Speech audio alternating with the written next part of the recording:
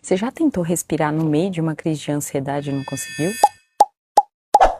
Essa é uma das dúvidas que eu mais recebo. E faz todo sentido. Porque quando a crise chega, a última coisa que parece ser possível é parar, respirar, se acalmar, se concentrar.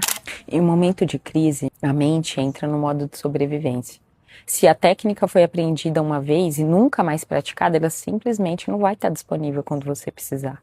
Não é falta de força de vontade, falta de maturidade, é sobrevivência. E o corpo usa aquilo que ele já conhece.